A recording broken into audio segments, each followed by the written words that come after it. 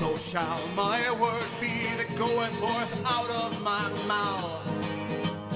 It shall not return to me void, but it shall accomplish my pleasure. And it shall prosper in the thing for which I sent it. For he shall go out with joy and be led forth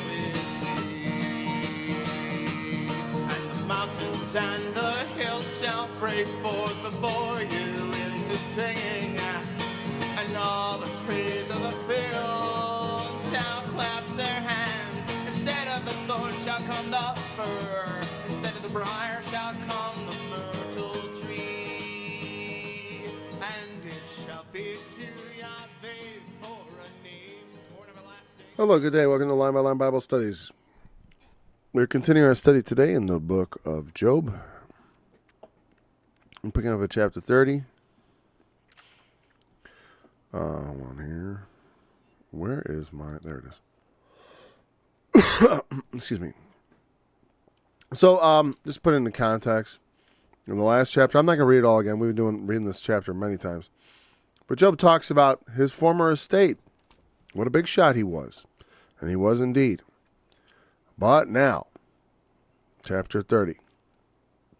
But now, they that are younger than I have me in derision, whose fathers I would have disdained to have set with the dogs of my flock. Yea, whereunto might the strength of their hands profit me, in whom old age was perished. For want and famine they were solitary, fleeing into the wilderness in former time, desolate and waste, who cut up mallows by the bushes, and juniper roots for their meat. They were driven forth from among men. They cried after them, as after a thief, to dwell in the cliffs of the valleys, in the caves of the earth, and in the rocks. Among the bushes they brayed. Under the nettles they were gathered together. They were children of fools, yea, children of base men. They were viler than the earth. And now I am their song, yea, I am their byword. They abhor me. They flee far from me, and spare not to spit in my face, because he hath loosed my cord, and afflicted me. They have also let loose the bridle before me. Upon my right hand rise the youth. They push away my feet. They raise up against me the ways of their destruction. They mar my path. They set forward my calamity. They have no helper. They came upon me as a wide breaking in of waters. In the desolation, they roll themselves upon me. Terrors are turned upon me. They pursue my soul as the wind, and my welfare passeth away as a cloud. And now my soul is poured out upon me. The days of affliction have taken hold upon me. My bones are pierced in me in the night season, and my sinews take no rest. By the great force of my disease is my garment changed. It bindeth me about as the collar of my coat. He hath cast me into the mire, and I am become like dust and ashes. I cry unto thee, and thou dost not hear me. I stand up, and thou regardest me not.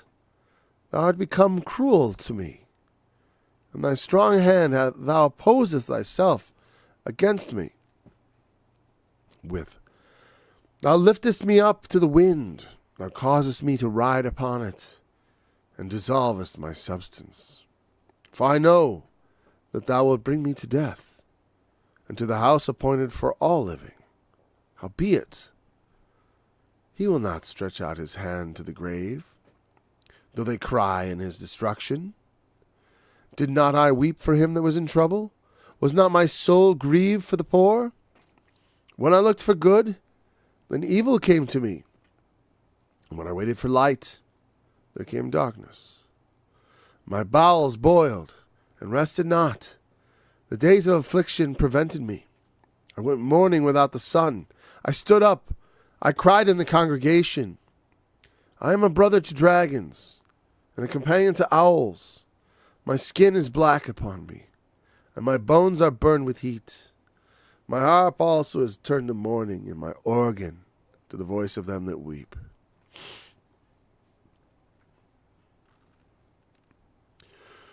So we're going to leave his conclusion for the other, because I remember that was, and it's a very long chapter, and he just says, if I've done this, then let this be that, that be that. Let's just analyze this, because there's a lot here I did not understand. Sometimes I'll give you a strange look after I read a verse, because I wonder what that means. For example, verse 2. Verse 2 is, okay. Now, I'm. What's going to be funny is, you go look at something like the NIV where they give you a translation that is willing to be interpretive and informed by more modern scholarship than the King James, of course. It may be very easy to go back and sort of, sometimes it is, like you go look at the new translation, then you look at the old and you're like, oh, I see how it was supposed to work. So, we'll see if it's utterly as utterly incomprehensible as it seemed. Yeah, I think we're just gonna see if we can get to this chapter and end it whenever we can, because what I ate hit me a little harder than it should have, and I'm not feeling too good right now. But now they that are younger than I have me in derision, whose fathers I would have disdained to have set with the dogs of my flock. It's kind of condescending. It is quite condescending, but this whole chapter leads me to thinking more and more, like I said, that Job is a book written by someone who doubtlessly suffered and understood a bit about suffering and about God. But it sounds more in this chapter like a compendium of suffering. Because if you remember the beginning of the story, Job just sits there and then his friends show up. There really isn't a time for all these youths to spit in his face. And it might not have been written about, okay? But that, and the youths of the town came by to spit in his face. But that is the sort of thing that happens to people in that situation. When you fall from a height, like Jesus himself did. One day he's walking into town and they're laying out palm fronds for him and shouting. He was riding into town.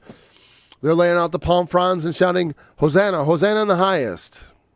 And the next day they're screaming, not exactly the next day, but not long after, less than a week, they're shouting for him to be crucified. Maybe not all the same individuals, but one multitude or the other, it often doesn't matter. Multitudes can be led. People, because there's always people, there's people who can be manipulated. Like flat out.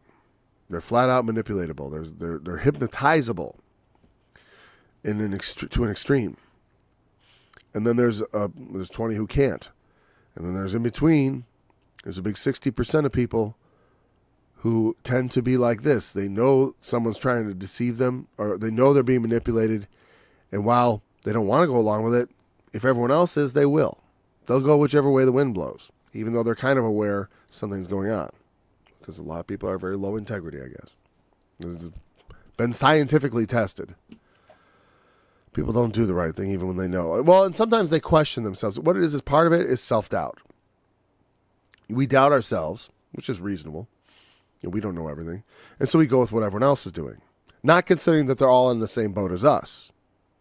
I'm always like, I want to consider, because a lot of times people are just doing what everyone else is doing because everyone else is doing it, which is the worst reason to do it. If you've investigated the situation and you say, well, I really don't know. I understand the situation, but I don't know, but it seems everyone else thinks this, then maybe that's the way to go, especially if it seems reasonable. But a lot of times people don't even investigate. They just get right in line. Anyways, so, those that are younger than him, whose fathers I would have disdained to have set with the dogs of my flock, meaning, these are not these young men that would or could disdain him or hold him in derision. I said, I don't recall, if I go back to the beginning, Well, I said, I don't like to take this too literally because then you end up starting doing things like this. Like, well, how much time was there? You know, how long did it last? You know, and I forget exactly. So his children, so he rose, rent his mantle, fall on the ground, worship, naked. You know, I love Job's word. Blessed be the name of the Lord. He didn't charge God foolishly. He knew that God did it to him, which wasn't wrong. A lot of times I've had people say, no, it was Satan.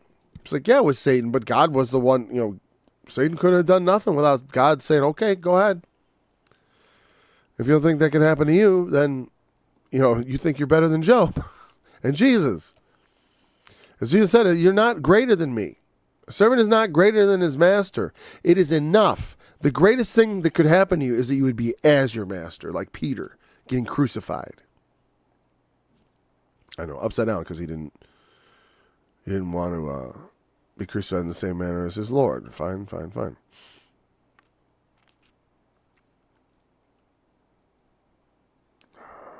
Let's see.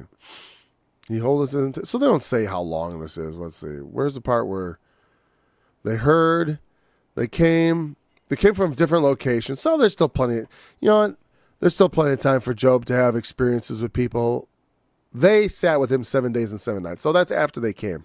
So that's just that. Because I knew I thought there was some sort of like, it was like a week. And that makes sense. Okay, so there could have been some time before that where Job is processing all this. So it could still literally happen. Like I said, it feels like a worst case scenario where it's like all this stuff has come together into this one guy's story to sort of make it like this thing. And then he has this very philosophical discussion with his friends, and you know hires a scribe to write it all down.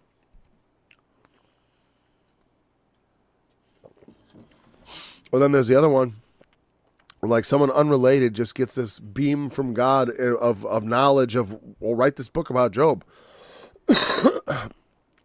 Maybe the truth is somewhere in between.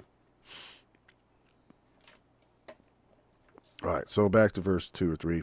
Now 2, let's look at that 2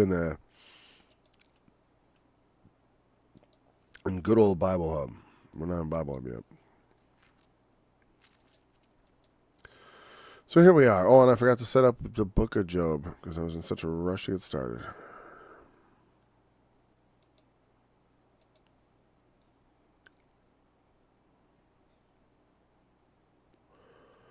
Okay, there we go. You can't see what I'm doing, but I'm trying to get the right chapter. There we go. And we got to select the proper Bible. Well, I like to start with Strong's King James Version, and then I click on the NIV. Whose fathers... yeah, I get that. Of what use was the strength of their hands to me, since their vigor had gone from them?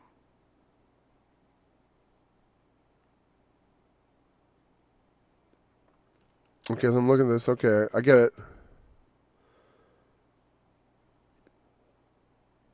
Okay, so it's just this little paragraph here is Job's very unkind, ungenerous description of the people that mock him. And you know, honestly, when unworthy persons are mocking you, it's okay to feel like this. I don't consider it to be like, oh, he's being awfully ungenerous. Yeah, he is, but it's like, it's understandable. Not everyone deserves your generosity, okay?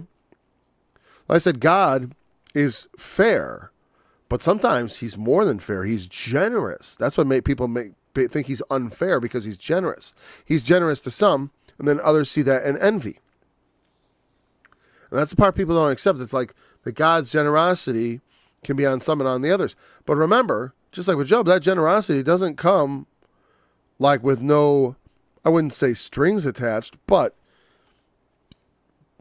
it's sort of like having strings attached, and that God, you know, if you're God's servant, he regards you as servants are regarded. There's a reason that human word was used to describe our relationship to God.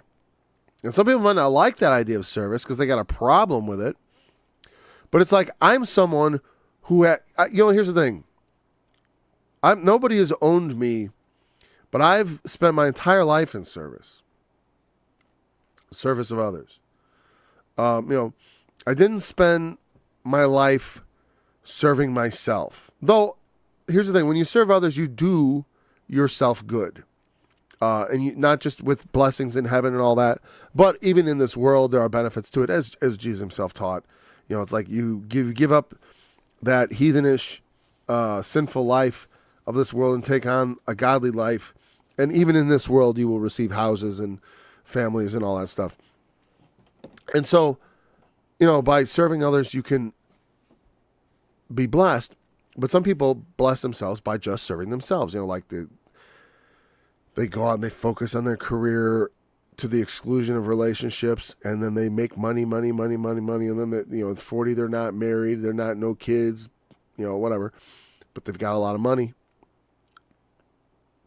and you're providing for your old age, and there's nothing wrong with providing for your old age, but you should do it in conjunction with serving others, and so because it's not like you can't do both. You can. You can be wise. Like Job was wise. He had riches and he was setting things aside and running his business. Okay, and there's nothing, and he was good at it. So there's nothing wrong with that. But as someone who is a sort of business-minded man, he looks at the fathers of these young men who mock him now, and he's like, they're not as good as my dogs. These are the kind of guys. What was the use of the strength of their hands to me? Let me see, how does that say in King James? I guess it made sense. I thought it's kind of what I thought. Like he was basically saying that they were the ones who had old age. That they couldn't profit me because they weren't strong. Job, remember, even in his age, was strong in his. Not everyone ages the same. This is obviously true. Manifest. Not everyone ages the same. Everyone knows some 90-year-old who still does all kinds of things. I mean, they're usually not doing things like rugby, but they're doing things like business and shopping and busyness and maybe even athletics, especially athletics, honestly, because I think that while you can, people, they'll always make fun of like, oh, I know this guy, he ran all the time and he dropped dead of a heart attack at 50. He was Mr. Healthy Eating. Chances are, if he hadn't been Mr. Healthy Eating, he would have dropped dead of a heart attack at 40. Because it had nothing to do with him being healthy, the heart attack. He probably had some sort of genetic thing or something that caused him to have a heart attack at the youth. Or it might have been something else, like some medication or just the foods that we were... At that time, that was prior to the seed oil revolution. But anyways, everyone knows a story about some healthy guy. He lived all healthy, and he died. But he died healthy. A lot of times they died. I remember the guy. It was a guy who ran cross country. It was one of our teachers. He just dropped dead, and he was a runner, dropped dead, and that everyone hears of these things, and it does happen because people have like heart weaknesses, cardiac issues that are undetected, and then they go through life, and then suddenly, boom, it just hits, and it can be tragic. But anyways, but the thing is.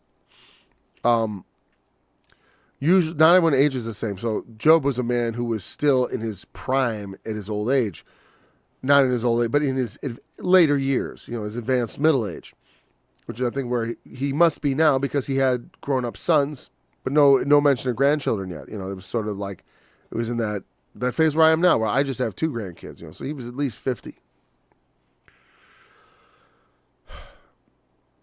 Saying these men had lost the strength of their hands. They had no vigor. Haggard from want and hunger, they roamed the parched land, the desert wastelands at night. What do you say? For want and famine, they were solitary, fleeing into the wilderness in former time. Here he says at night instead of in former time in the NIV. Because I think their translation and interpretation definitely makes a lot more sense to help understand like what Job's getting at. He's just giving a description of some guys, like these are not people who are making a profitable living. They're scrubbing, they're scratching for a living.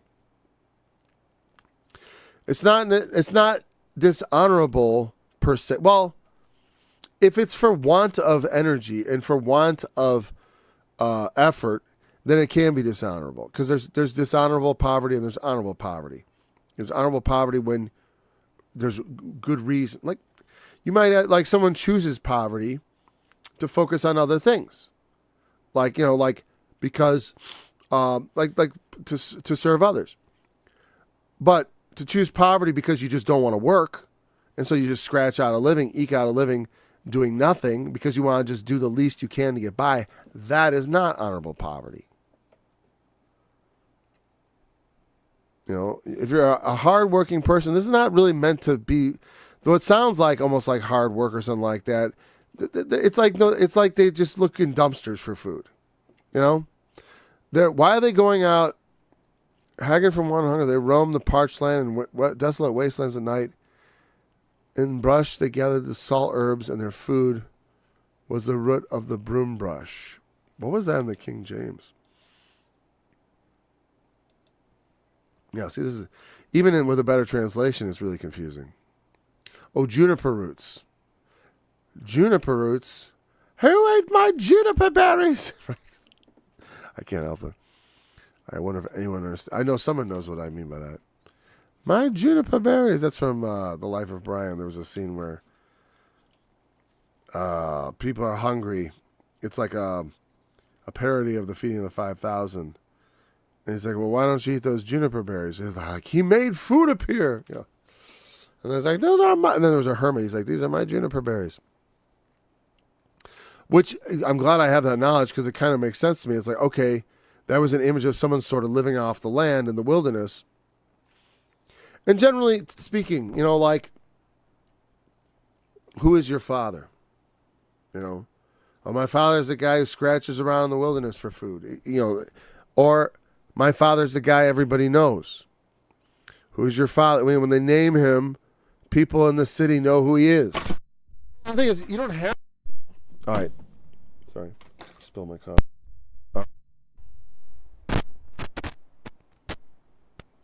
Okay. Still haven't gotten that fixed. So, I gotta do this. I have to know. I spilled it on this little piece of paper. I don't know if it's important. And the answer is no.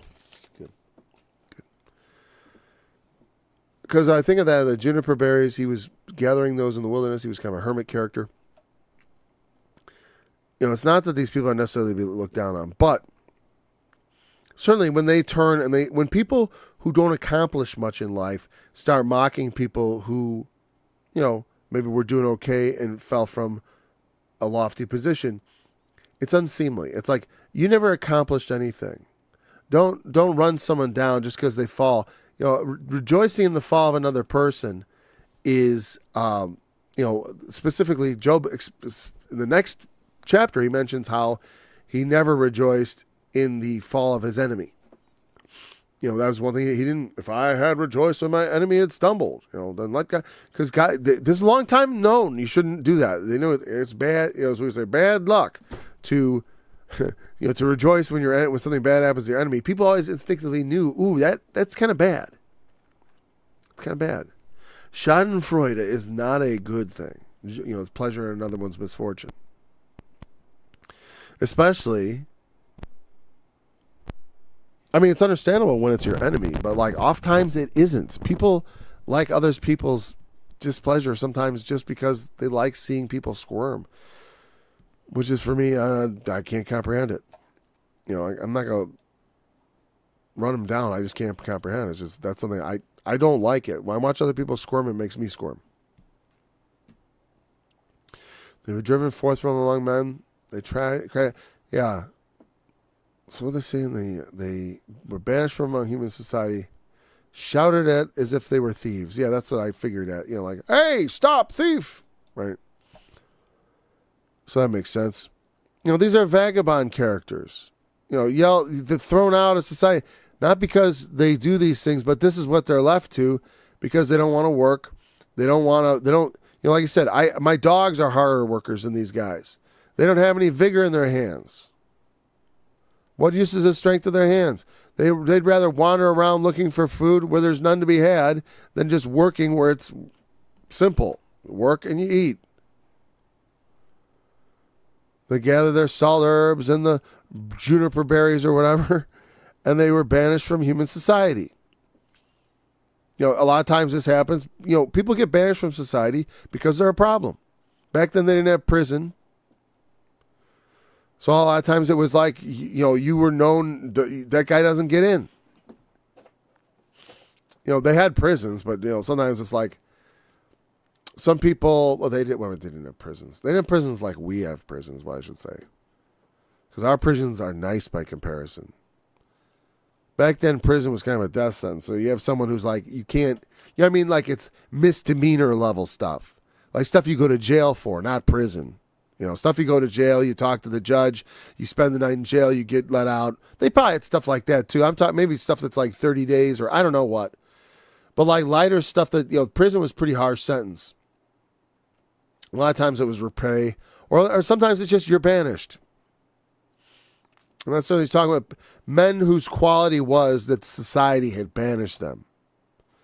And these are the children of them are those that mock Job. It's a bitter pill to swallow. Among the brushes they braid like animals. Like, that's the idea, I guess. Like a donkey. And these are the children, again, and I think he's kind of talking about the children themselves. They braid under the brushes, oh, look at Job, they write him down. These are the children of fools, children of base men. Now, here's the thing. Like it says in the scripture, remember, it may seem contradictory to call someone a child of a fool, a child of a base man. Like that doesn't make him a fool or a base man. Not necessarily, but it might. It might. It won't automatically make you a fool if your father's a fool. But it's very likely to make you a fool. Because especially if you continue in your father's ways. And that's what the message from God and the prophet Ezekiel was, because he takes this thing on. He's like, you have this saying that the parents have eaten the sour grape and the children's teeth are set on edge. Meaning the children are suffering the consequences of the parents' sins. He's like, that's not true. Certainly not from God's perspective. He doesn't punish the children or make bad things happen to them because of anything their parents did. That's one of the things Jesus was asking about in a situation like Job. There was a man born blind, and they asked him, who sinned, he or his parents, that he was born blind? And Jesus said, neither. Didn't have anything to do with it. Sin had nothing to do with it. But rather it was for the glory of God. That's what he said. And then he healed him. Still, when you don't have situations like that, it's not obvious. But it's wrong to assume it's because of sin. It's the wrong reaction to the suffering of other people. Absolutely wrong. And that's kind of what Job is about. How we react to suffering. What should, like if we want to think ourselves righteous, we also think about how we respond to human suffering. Because Job is definitely talks about how he responded to human suffering prior to this. And that's part of, I think, the way he establishes his righteousness is telling us, hey, when people are suffering, I took care of them. Nobody's taking care of me, but hey, I took care of people. Maybe that's something you should think about instead of gloating over my misfortune. But anyway, so when a father is base, he produces children that are like him often. Very often, as they say, the apple doesn't fall far from the tree. It's not that God is punishing you for your father. It's just that you're raised by your father, or you're influenced by him, or you have similar carnal weaknesses. But it doesn't mean you have to obey them any more than he did. So we don't have to follow the same foolish paths our parents did. But the truth is, many people do. For every story you have of some kid that was born in the ghetto or whatever, in some terrible circumstances, or in a third world country, in some mud hole, in the what we used to call a third world, I don't know what we call it today. Who pulled themselves out of poverty and abuse and became this amazing person, a doctor who speaks to people and motivates people, and there's people like that. They came from like Ben Carson, right? He had a story. He was an inner city kid involved with crime, but went to medical school. Turns out, brilliant brain surgeon. He always came off as not super verbally intellectual, but I remember his book was called something like Gifted Hands, because this is more about a physical thing and knowledge, but it's not about calculations, about having those steady hands to make those careful incisions. So, a brilliant surgeon. And, but came from the terrible circumstances. But you know what? Everyone else in his neighborhood didn't do so well. Okay, not everyone else, but 90% of the other kids that grew up in those circumstances ended up in jail. Or maybe not 90%, but you know what I'm saying. A larger fraction, it went south. They ended up just like their dads. But the cool thing is that's not fate. To end up just like your father or mother is not fate. I know that in my family, it's not fate, because it's like my dad first broke it. He decided he wasn't going to be like his father anymore. And so, and then I did not inherit that. That being the womanizing thing. Because we don't do that. Or I don't do that. Anyways. So, but my grandfather was quite a ladies' man, And it was a sin. And it could have been, and it had been passed on to my dad, and you know what? And he turned from it and raised me different.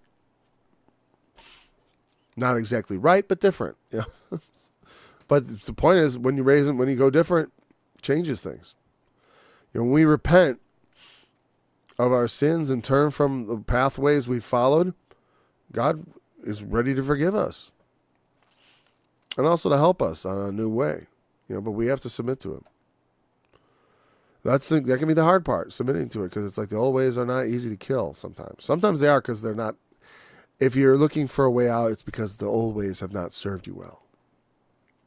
You get tired of wandering in, the cliffs of the valleys and in the caves of the earth and in the rocks, among the bushes, looking for a living. Whereas Job is at the center of everything. Remember how Job described himself. Going into town, everybody looking and listening. He sits down. He's the big shot. Not that he acted that way, but he was. He didn't act like a big shot. He's just remembering what a big shot he really was. But these guys are the children of guys who got ran out of town. Okay, and the kids of the right guy who got ran out of town, the biggest brats in town. I mean, not the biggest brats, the biggest degenerates in town for the most part. The brats are all on the other side of town, right? And that's where the brats come from. But the children of base men are often degenerates. They are. Not always, but often. It's the way it goes. They abhor me. They flee far from me. They spare not to spit in my face. I am their song. I am their byword. I'm the thing they talk. Let me, one word for you here. Job. His name had become like, if you want to express, disaster in one word, like Job, you don't want it to happen to you like happened to Job, do you?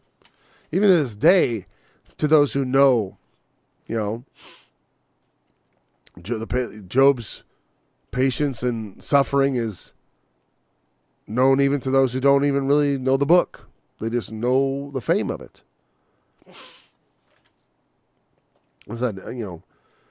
I don't know if there was time for him to spin his face, but to me it sounds like so perfect. Like I said, it reminds me of like someone taking in what's all the worst things that happen to people when they're innocent. You're innocent, they spit in your face. They spit in Jesus' face. This book is great because it sort of gives you an eye into what it's like to be the Messiah. To have all this, like, to know all the right thing. Like, I get frustrated with the world to some degree. Well, especially, when I see the murder and the mayhem going on and all the killing. That's, I could put up with a lot of other nonsense. I tell you what, I could put up with a lot of drag queen story hours if we could just have a lot less 2,000-pound bombs on children's heads. I would take the drag queens reading to kids over the killing kids thing easily, hands down. I'll trade that. I'll make that trade every time.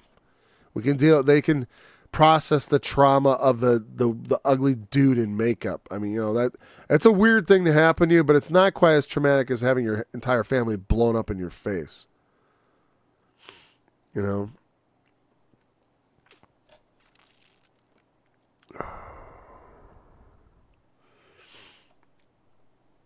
And why? Because he hath loosed my cord ere the silver cord be loosed. Well, I wonder what that means.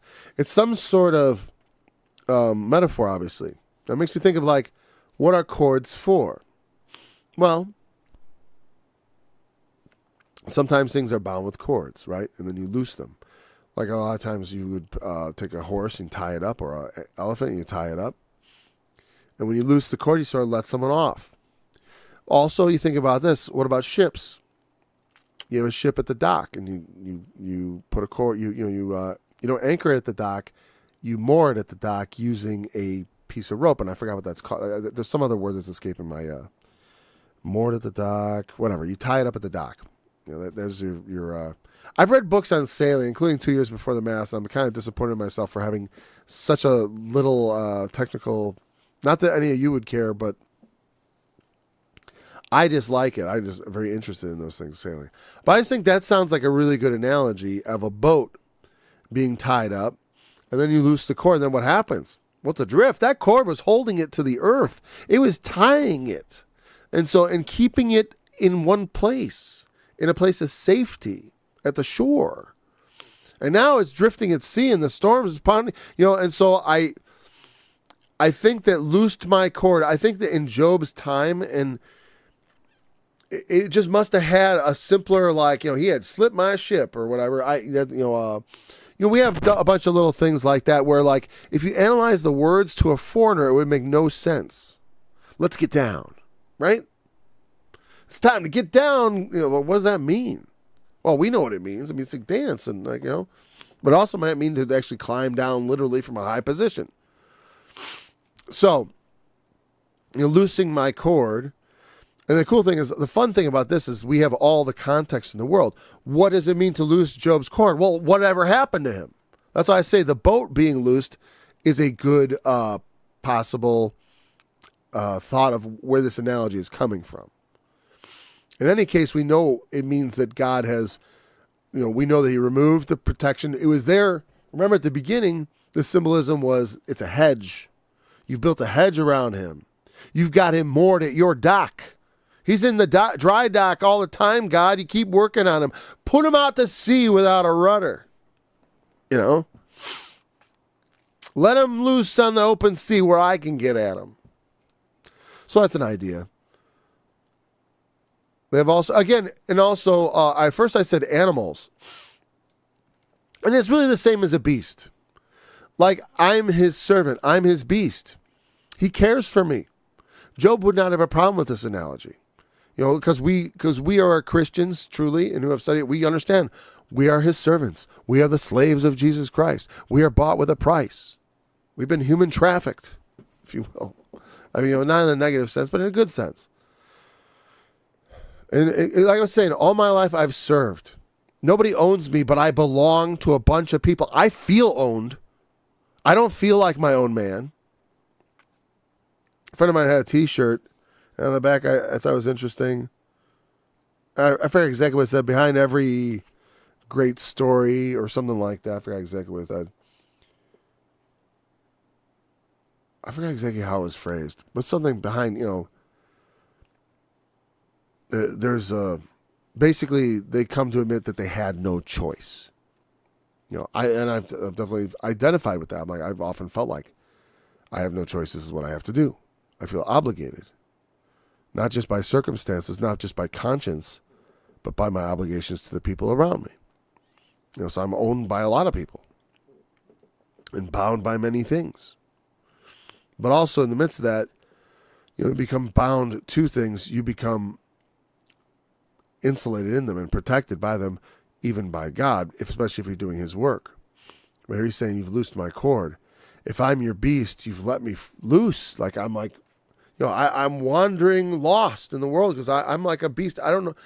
And from God's perspective, this makes a lot of sense because we are not any better than beasts compared to him as far as his just immense knowledge relative to ours.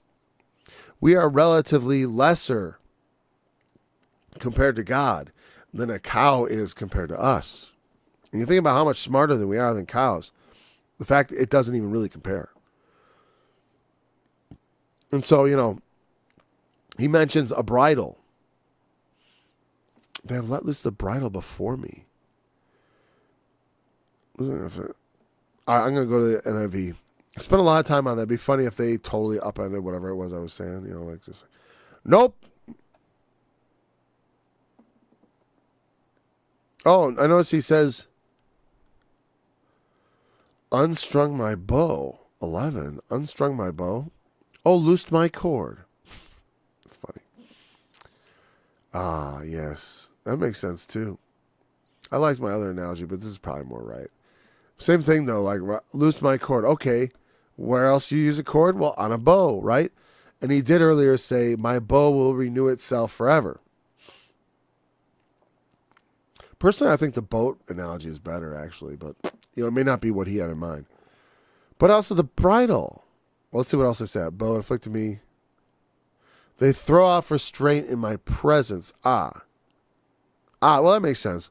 They unbridle themselves. That's what they should say. They have unbridled themselves before me, like unbridled rage. You know, it's like they've cast off restraint. But that makes me question the previous thing, like, he hath loosed my cord. That's another unbridling, unloosing.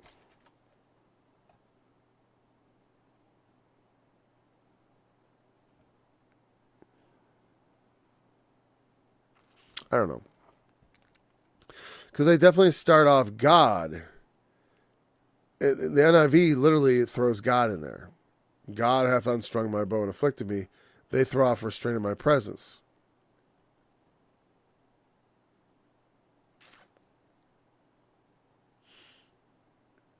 Personally, I think all of verse 11 probably... I think it would flow a lot better if that all referred to God. Like he's cast off restraint because that's the thing he's kind of removed, you know, a lot of these ideas. Here's why also, I think because like I said, I'm not a scholar of Hebrew, but I am a scholar of the Bible, especially the King James Bible, but of the Bible in general. And if you notice, the Bible has a lot of doublets, especially Job. This is written a lot in doublets and triplets, but doublets certainly. Or in different forms. There's different forms. But like it says, each verse, these young men mock me in song. I have become a byword among them. They detest me and keep their distance. They do not hesitate to spit in my face. You know, it's like double. Now that God has unstrung my bow and afflicted me. They throw off restraint in my presence. And again, and maybe he is the one who is unrestrained. Only he is now restrained until he be removed from out of the way. Remember the restrainer. Now, a bow is not a form of restraint. It is when you have a cord on a bow, that's a representation of power to go hunting and stuff. So, you know, your bow is a symbol of strength. Like, remember the white horseman had a bow. And a lot of times it talks about raising the bow high and, like, you know, having your bow be in good shape is a symbol of, you know, happy hunting, so to speak, and good, good fortune, let's say, things working out right. And he's unstrung my bow. You know, it's like, to me, it makes me think of like, it's like the analogy of a flat tire, or your gun. Try to shoot it and duds. You know, you're shooting duds, right?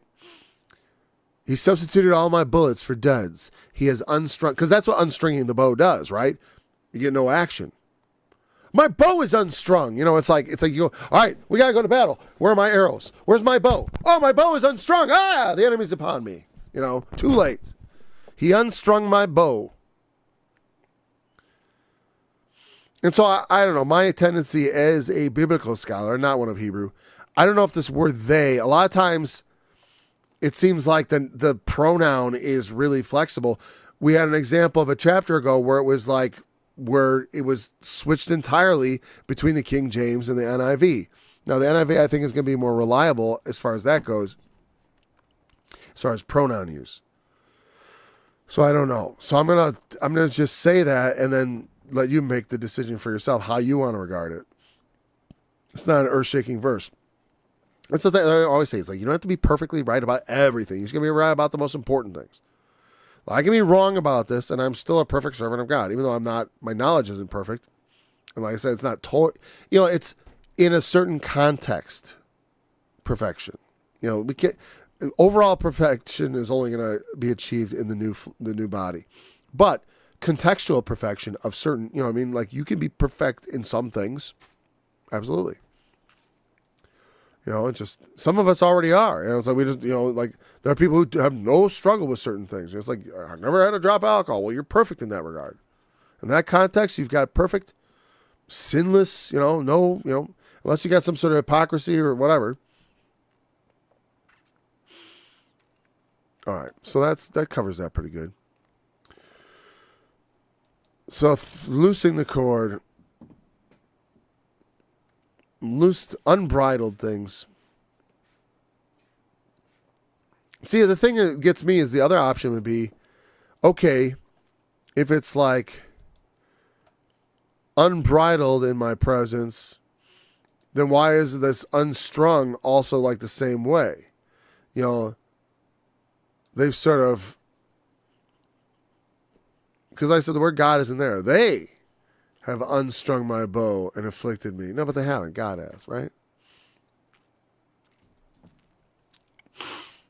Oh, no, I wasn't, not my bow, but like, it's probably my bow then, right? In Hebrew? Sure it is, right? Well, let's find out. I'm just going to quickly look. Because like to unloose the bow, is another kind of, to loose your arrows, you want to unstring the arrows. You want the arrows to come off the string. So it's a different thing. When it's my arrows, maybe it's like they said, their destruction. Maybe he means the arrows they intend for him. That's not likely, I think, because that would be unusual in the Bible to have it constructed that way. But, I don't know. I always throw out every idea that comes to me, or nearly every idea that comes to me.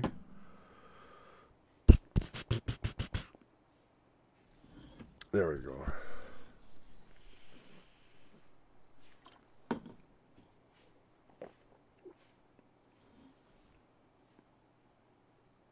Yeah, it's my cord.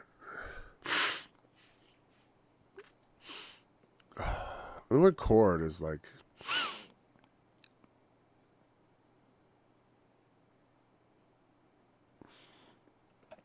The word is this. Yether. And it's got a lot of interesting meanings, and they're mostly contextual. An overhanging, an excess, superiority, remainder, a small rope. A little leftover. Yeah, so it's got a... You look on the right-hand side at the Englishman's Concordance, you can see the excellency, right? But then it's like, oh, what about the next time it's used? What's it doing then? Exodus, the rest. It's like rest, like the residue. And here it's like another rest, residue, remaining. The rest of the prey. Remnant. It uses remnant a lot. Toward the remnant of the... Apparently this word is translated remnant a whole lot. But then here's definitely cords, because it's talking about... I know the context of this in Judges. That's definitely talking about cords. Withs is an old English word, but it means tree branches or whatever. And Judges, again, withs, rest... Remainder, rest, remnant. So, the funny thing is, I never see it ever refer to bows. You break the withs as with a thread. Yeah, but that's just Samson. That's the story of Samson.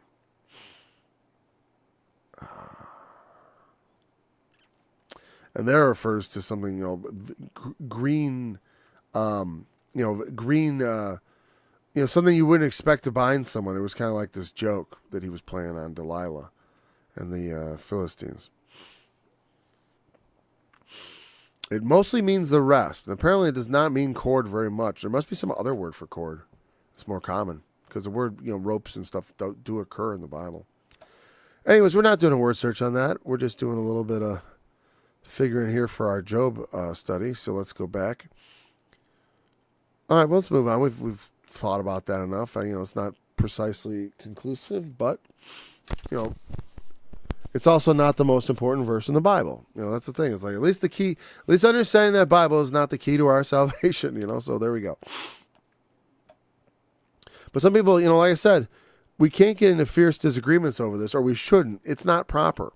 It's the kind of thing we should discuss with interest and, when it comes to things that are, there's a lot of things that's really hard to tell what the truth is. And because it's too specific and not important enough.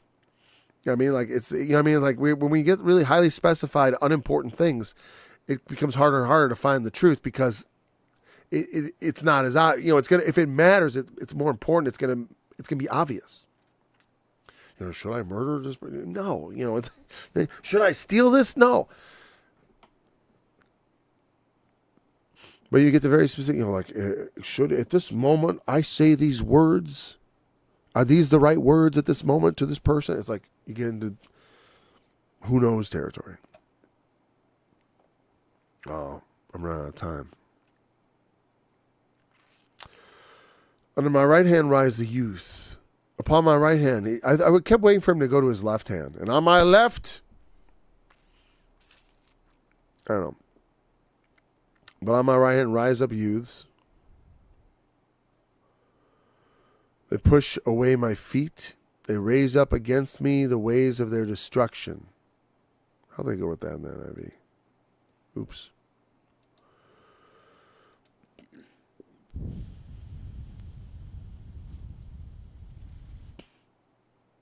Upon my right hand rise youth. They push away my feet. Oh, that's the King James, Paul. Come on.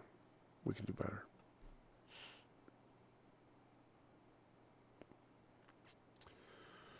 So on my right, the tribe attacks. We read this. They lay snares for my feet. They build siege ramps against me. I think that makes the most sense. Push away my feet. Well, I would have thought of that as something like causing me to slip. If someone pushes your feet, it sounds like they make me trip. Like if I'm walking and then someone pushes my feet while I'm walking, I might stumble. They raise up against me the ways of their destruction. Oh, they call them, the ways of their destruction, they translate siege ramps. Well, maybe that's correct. Maybe they figured that out. That's the better way. But the ways of destruction, well, that certainly makes sense to, maybe that refers to siege ramps. Maybe that became a technical term. They're like, the ways of destruction. They mar my path. They set forward my calamity. They have no helper. I got to figure that one out. They break up my road. They succeed in destroying me. That's no one can help him, they say. He has no helper, they say. Okay. Now that makes more sense than what the King James said. They have no helper. Except if it was to be in a parentheses, parentheses, it's sort of saying like, but they have no helper. I do. But that doesn't appear what's going on. It's more of their opinion of him. That's why they go after him, because they see him helpless.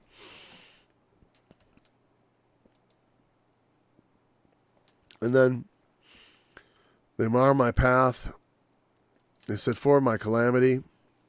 They have no helper. Yeah, because when they're down, the vultures gather. People want to take advantage. People come after. They see what's left. What flesh can we pick off of him now? What's left? They came upon me as a wide breaking in of waters. You know, so I talked before. I used to drop on them. I was like the dew, a pleasing former rain.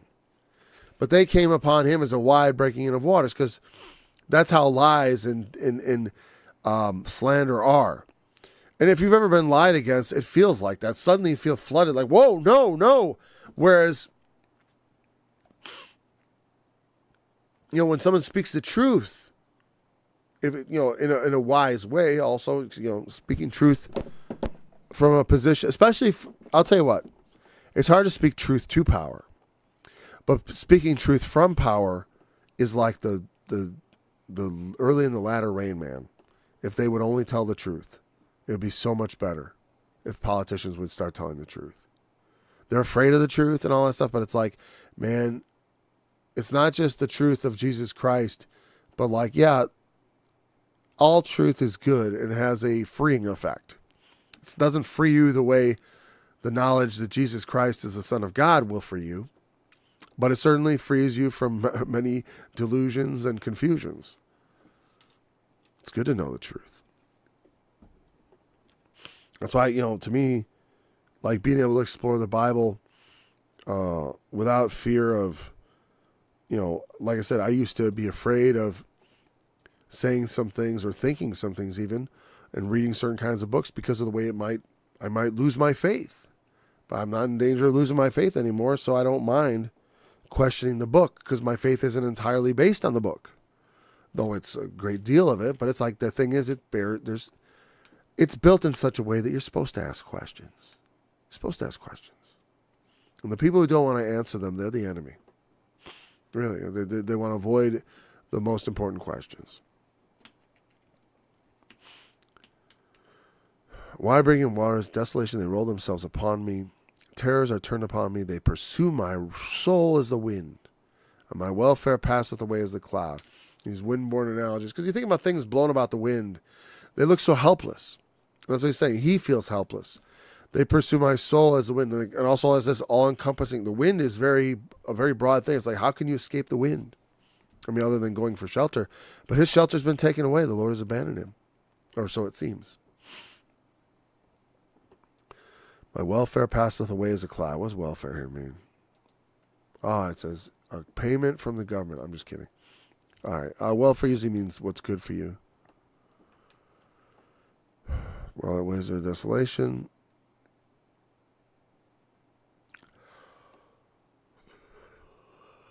Welfare. Oh, wait, welfare. Yeshua. You know what that is? You know what that is? Welfare. That's Jesus. This is the form from which his name is taken. Obviously, the name takes a different form, but this is the word at the base of the name of Jesus, Yeshua.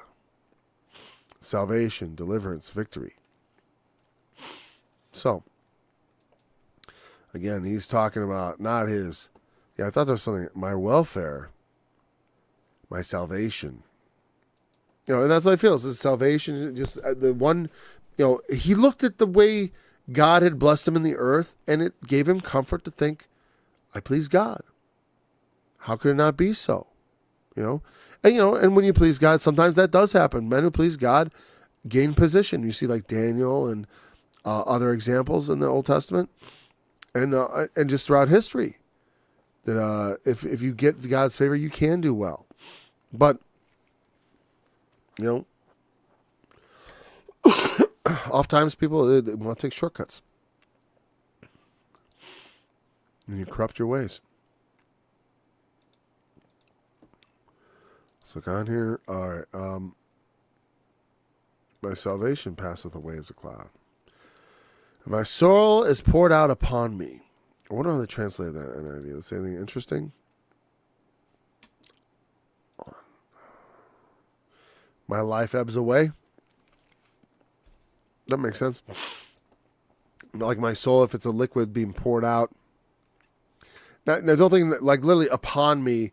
It's kind of like, when someone would say something like, "You're not backing out on me." You know what I mean? All those words, if you think about them as individuals, backing out on me. It sounds like someone driving a car out and running me over, right? But that's not what it means, right?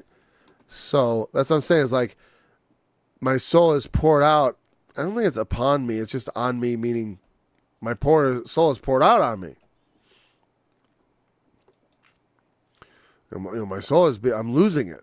I'm losing my life force. That thing which has come alive in me is ebbing away, as I say. The days of affliction have taken hold. My bones are pierced in me in the night season, and my sinews take no rest. Again, it doesn't have to be literally true. It's just saying I feel it throughout my body. I'm psychosomatically affected by this affliction, by the great force of my disease. Plus, he does have disease. He has an actual sores all over his body. My garment is changed. It bindeth me about as the collar of my coat. I don't know if that means because he's become physically swollen from all the sores and stuff, or that they're sticking to it, or what. I don't know. I don't know what that means or is important. Let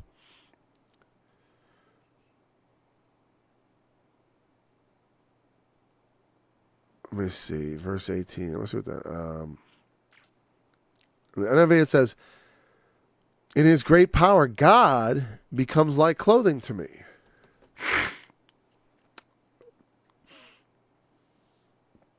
He binds me like the neck of my garment. He throws me into the mud, and I am reduced to dust and ashes. Maybe that. I tell you what, I didn't get what I had there, and that's what they say. Again, it doesn't say God. You have to figure out what the subject is. Sometimes that's the way it is. You just have to know by context what the subject is, and it's not clear to me in context. Listen, I trust them on their Hebrew, but I don't think they're better readers than I am. Necessarily. I mean, though together they may do a better job because there's so many of them in the translation. But still, I don't know. I'm not fully bought into that one. So, certainly, the Lord, is part of it, so it doesn't really matter. I don't find it blasphemous or anything, but here they do say he. But again, it makes sense that here. One thing I would say. It'd be weird to suddenly take this literally instead of taking it more like he's drawing some sort of analogy, because God has become to me like a coat, binding me about like a collar and throwing me into the mire. I mean, it could be that he'll grab me by the neck, but I think there's more going on there than that. I do think it's the right direction because it is moving in towards what God is doing. And I think this verse is the transition. Yeah. Okay, so he casts them in the mire. I cry unto thee, and thou dost not hear me. I stand up. You don't regard me. Hey, God, hey. It's like he doesn't hear me. He doesn't see me. You become cruel to me.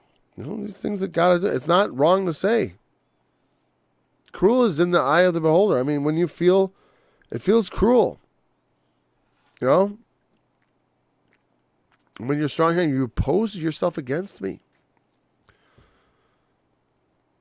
You lift me up to the wind and caught, imagine you're lifting up a bunch of leaves or something light and you just let them go, kind of like dust your fingers off, and the wind carries it away.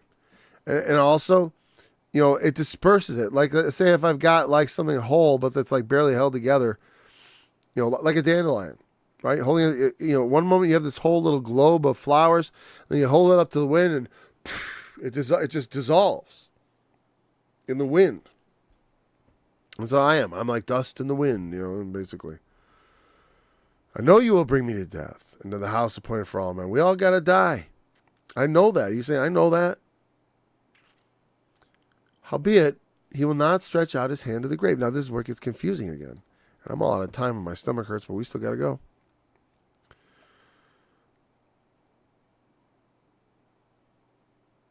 Yeah, we're almost there. Because it's mostly the idea. It's mostly the verses also that we don't understand.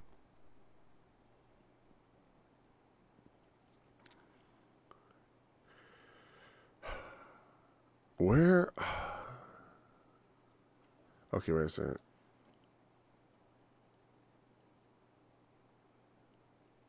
Okay, verse 24. Surely no one lays a hand on a broken man when he cries for help in his distress.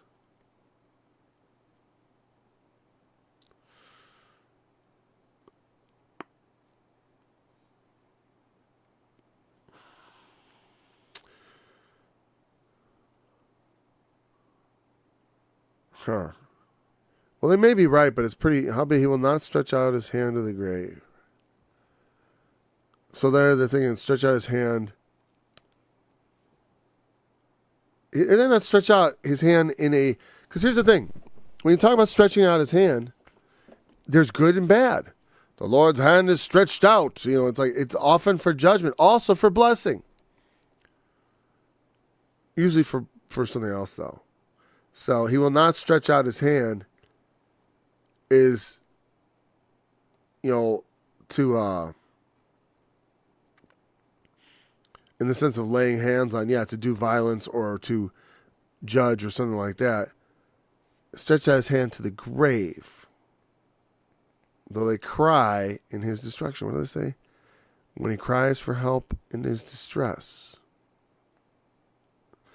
So I guess he's sort of like saying that this is part of his morality. I don't know.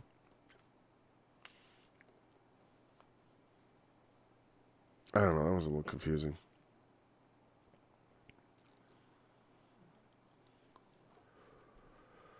So they cry in his destruction. What do they say? They say, when he cries for help in his distress. So we got to take the though as with a grain of salt. A lot of those little extra words are added.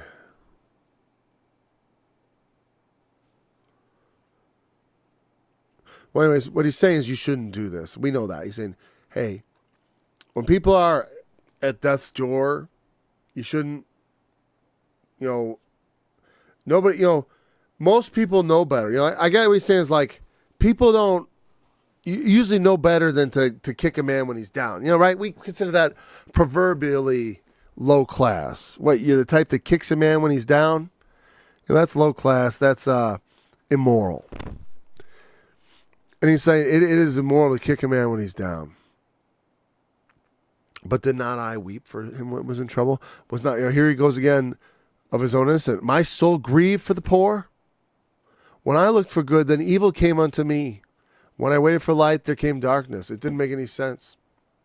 My bowels boiled and rested not. The days of affliction prevented me. What do they say in the NIV? It says, the churning inside me never stops. The days of suffering confront me. Okay.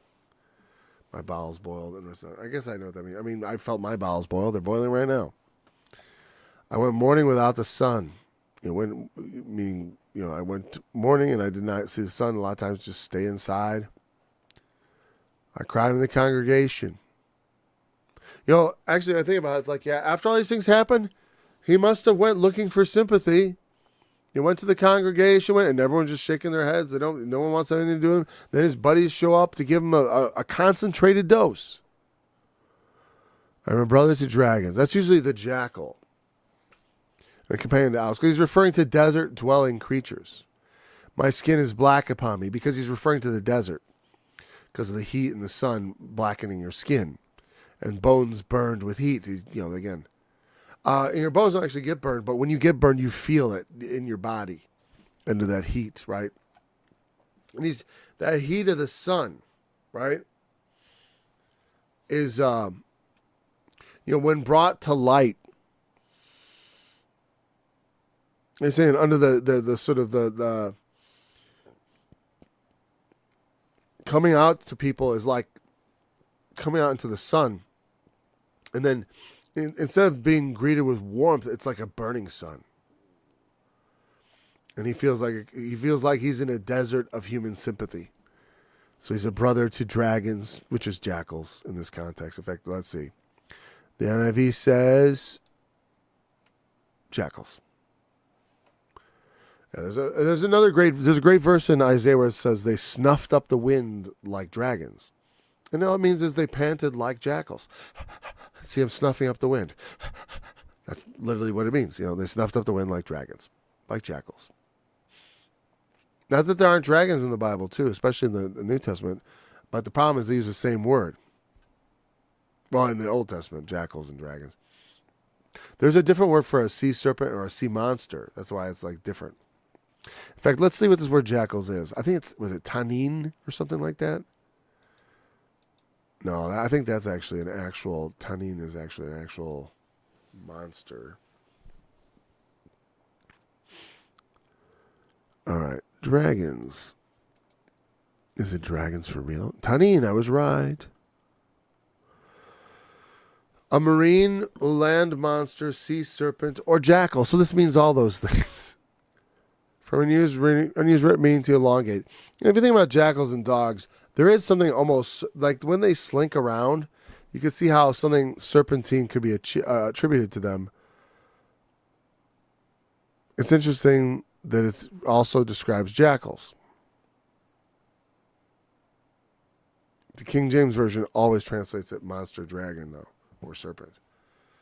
The word for the serpent in the garden is different, though. There's a different kind of word. Anyway, so some say dragons, some say jackals, whatever. Those that inhabit the waste places. They're saying, the men who mock me, I'm brought even lower than them. My bones are from heat. My harp is turned into mourning. That music which I would have made is now, it's now mourning music. My organ, the music of my life is weeping. And it's different. Sometimes the music of your life is laughter, right? Laughter and songs. I'm starting to get cramps. Oh, I gotta get going. Laughter and songs, but sometimes it becomes weeping and mourning. That's all we have time for.